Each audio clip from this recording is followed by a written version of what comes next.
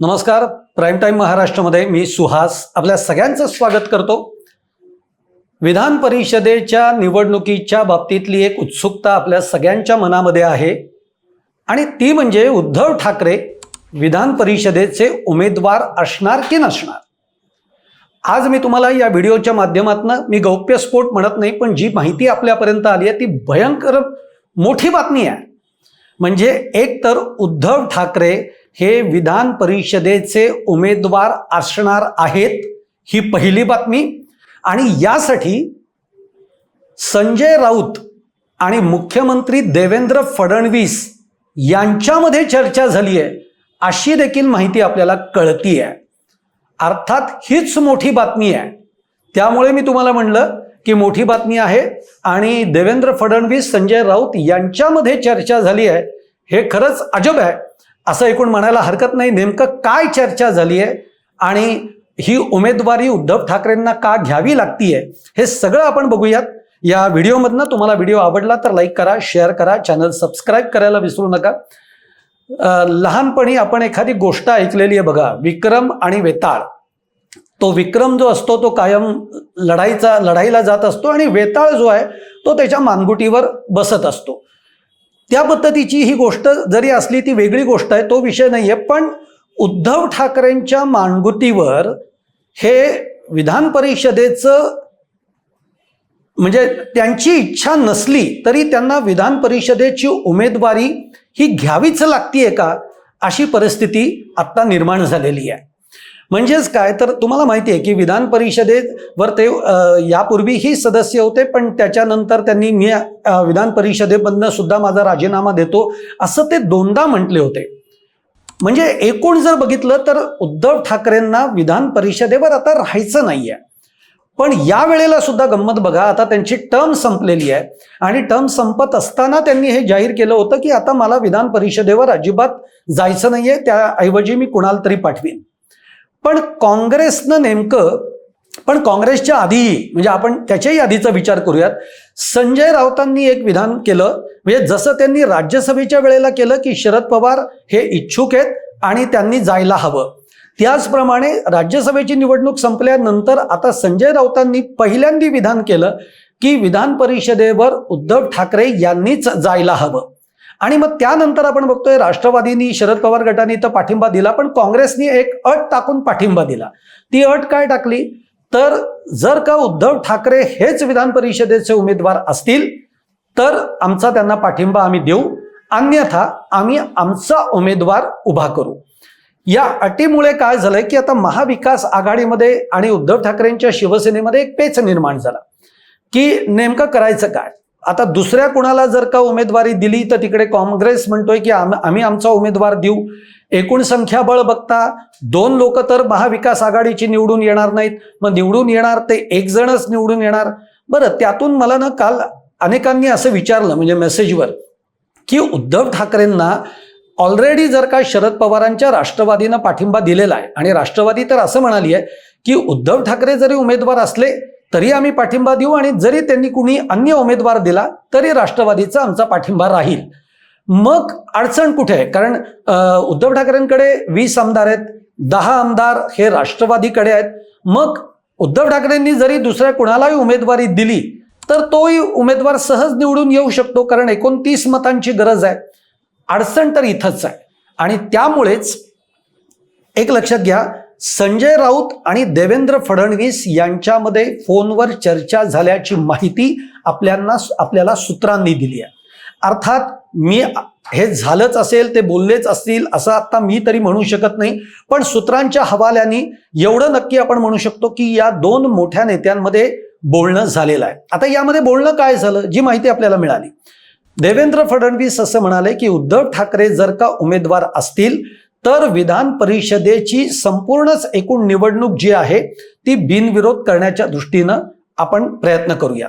म्हणजेच काय, एक लक्षात घ्या, विधान परिषदेवर भाजपचे एकूण 5 सदस्य आरामात निवडून येत आहेत, प्लस आणखीन एक जे आहेत प्रज्ञा सातव प्रज्ञा सातव ज्या भाजपमध्ये आल्या त्यामुळे ती जागा जी काही रिकामी झाली आहे त्याची देखील निवडणूक होतीये आणि प्रज्ञा सातव या निवडून येतील. त्यामुळे एकूण विधान परिषदेमध्ये जर का 10 जागा असतील तर त्यातल्या 6 भाजपचे सदस्य नक्की येत आहेत, 2 एकनाथ शिंदेच्या शिवसेनेचे येत आहेत, तिसरी एक जागा जी आहे ती सुनेत्रा पवार यांच्या राष्ट्रवादीची आहे, तीही सहज निवडून येते कारण त्यांच्याकडेही तेवढं संख्याबळ आहे. आणि महाविकास आघाडीच्या बाबतीमध्ये जो पेच आहे तो म्हणजे एक त्यांची जागा निवडून येऊ शकते. आता त्यामुळे उद्धव ठाकरेंनाच फक्त काँग्रेसचा पाठिंबा आहे हे आपण बघतोय आणि त्यामुळे आज आपल्याला जे काही माहिती मिळतीये ती माहिती अशी आहे की उद्धव ठाकरे हेच विधान परिषदेचे उमेदवार असणार आहेत. आता ते का असणार आहेत हेही मी तुम्हाला सांगतो. म्हणजे एकतर काँग्रेस अन्यथा दुसरा उमेदवार उभा करेल म्हणून, तर तसं नाही आहे. एक लक्षात घ्या, संजय राऊतांनी या सगळ्या गोष्टी वेळीच ओळखलेल्या आहेत. एकतर नाराज होण्याची जशी एक स्थिती आहे, म्हणजे आता अंबादास दानवे इच्छुक आहेत, सुषमा अंधारे इच्छुक आहेत, त्याचप्रमाणे वैभव नाईक इच्छुक आहेत, तिकडे सूरज चव्हाणांचा आग्रह आदित्य ठाकरेंनी धरलेला आहे. त्यामुळे 4 लोक तरी चर्चेत आहेत, इच्छुक मध्ये आहेत. त्यामुळे उद्धव ठाकरेंनीच जर का उमेदवारी घेतली तर एकतर जरी हे उमेदवार नाराज असले तरी त्यांची नाराजी फार काळ राहणार नाही, कारण स्वतः उद्धव ठाकरे हे उमेदवार आहेत.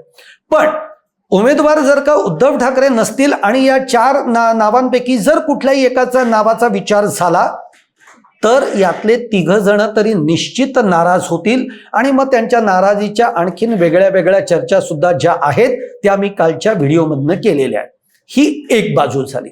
दुसरी बाजू अशी आहे की महाविकास आघाडीतनं उद्धव ठाकरेंच्या नावाला पाठिंबा आहे, पण उद्या उद्धव ठाकरेंनी जर का दुसरं कोणतं नाव जर का पुढे आणलं, म्हणजे समजा सुषमा अंधारे हे नाव जर का पुढे आणलं तर उद्धव ठाकरेंच्या शिवसेनेमधले सगळेच आमदार हे सुषमा अंधारेंच्या पाठीमागे राहतील का, हा एक प्रश्न आहे. दुसरा प्रश्न, जे राष्ट्रवादीमधनं त्यांचे 10 आमदार पाठिंबा देणार आहेत त्यातले सगळेच आमदार या नावाला पसंती देतील का, हा दुसरा प्रश्न. आणि काँग्रेसने तर आपली भूमिका सरळ जाहीर केली आहे की दुसऱ्या कोणत्याही उमेदवाराला आम्ही समर्थन देणार नाही. त्यामुळे दुसरं कोणतंही जरी नाव आलं तरी ते नाव राष्ट्रवादी शरद पवार गटातनं मान्य होईलच का, हा एक मुद्दा येतो. आणि त्या नावाला शिवसेना ठाकरे गटातनं सगळेच आमदार त्या नावाला घेऊन सहमती दर्शवतील का, मतदान करतील का, ही देखील एक शक्यता त्यातनं निर्माण होते. आणि त्यामुळे उद्धव ठाकरेंना कितीही आत्ता नाईलाज असला, उद्धव ठाकरेंच्या मनात विधान परिषदेची निवडणूक लढवावी असं नसलं तरीही त्यांनाच उमेदवारी घेऊन निवडणूक लढवावी लागणार आहे हे चित्र आता जवळपास स्पष्ट झालेलं आहे. आणि म्हणून मी तुम्हाला सांगितलं की उद्धव ठाकरे हेच विधान परिषदेचे उमेदवार असणार आहेत. आता दुसरी गोष्ट फार आपल्याला डोळे विस्पारणारी आहे ती म्हणजे की संजय राऊत आणि देवेंद्र फडणवीस यांच्यामध्ये चर्चा झालेली आहे. आता एक लक्षात घ्या, जे संजय राऊत रोज उठून भाजपवर बोलतायत, जे देवेंद्र फडणवीसांवर बोलतायत, मग आपल्याला विचार पडतो की संजय राऊत आणि देवेंद्र फडणवीस यांच्यामध्ये चर्चा होऊ शकते का. एक लक्षात घ्या, राजकारण हे असंच असतं. राजकारणात विरोधक आहोत म्हणून आपल्याला विरोधी पक्षावर बोलणं हा आपला अधिकार आहे, हक्क आहे आणि ते आपल्याला आपल्या पक्षाची बाजू म्हणून करावंच लागतं. पण ज्या ठिकाणी एकूण सगळ्या पक्षांमधल्या समझोताचा विचार येतो तेव्हा एकमेकांच्या पक्षांमधले नेते हे एकमेकांशी विचारांची देवाणघेवाण करत असतात. आता देवेंद्र फडणवीसांनी देखील काय सांगितलं की उद्धव ठाकरे जर का उमेदवार असतील तर ही निवडणूक बिनविरोध आपण करण्याचा प्रयत्न करू. पण आता यातला न भुललेला भाग पुन्हा असा आहे की जर का उद्धव ठाकरे हे जर का उमेदवार नसतील आणि दुसरा जर कुठला उमेदवार उद्धव ठाकरेंकडनं दिला गेला आणि तो जर का भाजपला मान्य नसेल तर कदाचित भाजप सुद्धा आपला 7वा उमेदवार उतरवू शकतो आणि 10 पैकी 7 उमेदवार आपले निवडून आणण्याचा प्रयत्न भाजप करू शकतो. ही सगळी त्यातली राजकीय पार्श्वभूमी आहे. आणि त्यामुळे मी आज जी माहिती दिली आहे तुम्हाला की उद्धव ठाकरे हे विधान परिषदेचे उमेदवार असणार आहेत, ही माहिती तुमच्यापर्यंत पोहोचवली आहे. तुम्हाला हा व्हिडिओ कसा वाटतोय? आवडला तर नक्की लाईक करा, शेअर करा, चॅनल सबस्क्राईब करायला विसरू नका आणि तुमच्या देखील कमेंट या कमेंट बॉक्समध्ये जरूर टाका. धन्यवाद.